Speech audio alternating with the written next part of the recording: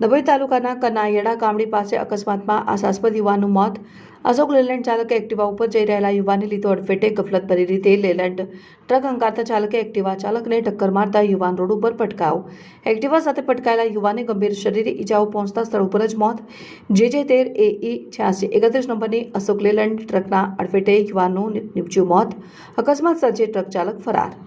મોતને ભેટનાર યુવાન હાર્દિક ભરતભાઈ બારોટ ઉંમર વર્ષ 29 ડભોઈના સાઠોદ ગામનો રહેવાસી। અકસ્માતને પગલે પોલીસ ઘટના સ્થળે દોડી આવી કાર્યવાહી હાથ ધરી છે। ત્યારે હાલ ફૂટ એક બનેલા નવીન રોડની કોન્ટ્રાક્ટર દ્વારા કામગીરી ઉપર ગ્રામ્યના નાગરિકો વિરોધ કરી રહ્યા છે। રોડ બન્યા વગર સ્પીડ બ્રેકર બનાવી દેતા જેના કારણે અકસ્માતનો ભોગ વાહન ચાલકો બની રહ્યા છે। તે અંગે સાઠોદ ગામના નાગરિકો દ્વારા વિરોધ કરવામાં આવ્યો અને સાઠોદ ગામના યુવાનું વાહન અકસ્માતમાં મોત નિપજતા ગામમાં માતમ છવાઈ જવા પામ્યો અને આ રોડની કામગીરી સામે કોન્ટ્રાક્ટરની ગંભીર બેદરકારીને કારણે સાઠોદના ગ્રામજનો વિરોધ સાથે રોષે ભરાયેલા જોવા મળ્યા। આજે खूब दुखद घटना बनेल है। अँ साठोद डभोई रोड पर पंचमुखी हनुमानजी मंदिर पास ज्यां मारा गामना युवा मित्र हार्दिक भाई ने गंभीर अकस्मात थयेल छे। बधु गणित सारवार माटे दवाखाने लई गेल छे। अहींया रोडनुं मंथरगतिया काम चाली रह्युं छे। ए रोडना कामकाजनी अंदर अहींया कोई देखरेख राखनार नथी। रोड बनतो त्यां सुधी आज दिन सुधी में 1.5 वर्षनी अंदर वारंवार अकस्मात थाय छे।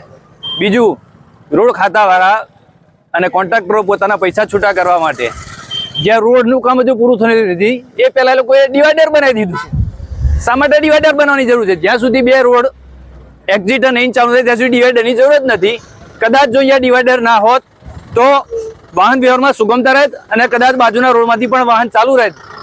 પોતાના પૈસા છૂટા કરવા માટે કોના આશીર્વાદથી ને કોની દેખરેખ હેઠળ લોકો ડિવાઈડર બનાવી રહ્યા છે। અમારી ઉગ્ર માગણી છે કે જ્યાં સુધી બંને બાજુનો રોડ ચાલુ થાય ત્યાં સુધી ડિવાઈડર ને વચ્ચેથી બ્રેકઅપ આપી दो અને આવા જવાને વાહન વ્યવહારની અંદર સુગમતા રાખો। હજુ રોડ એમણે ખુલ્લો મૂકી દીધો છે। કોઈ જગ્યાએ એમણે પાટા પડ્યા નથી, કોઈ બાઉન્ડ્રીનું નિશાની આપેલી નથી કે વ્હાઇટ પટ્ટા પાડેલા નથી। અહીંયા મોટા મોટા નેતાઓ અને અધિકારીઓ આવજા કરે છે, કોઈ અહીંયા દેખરેખ રાખતું જ નથી। સૌથી ગંભીર વિષય છે રોડ અકસ્માતોનું। 5 કિલોમીટરની અંદર 1.5 વર્ષની અંદર 1 ડઝનથી વધુ અકસ્માતો થઈ ચૂક્યા છે અને આવી ઘોર અન્યાય અહીંયા ચલાવી લેવામાં નહીં આવે એવું અમે કહીએ છીએ।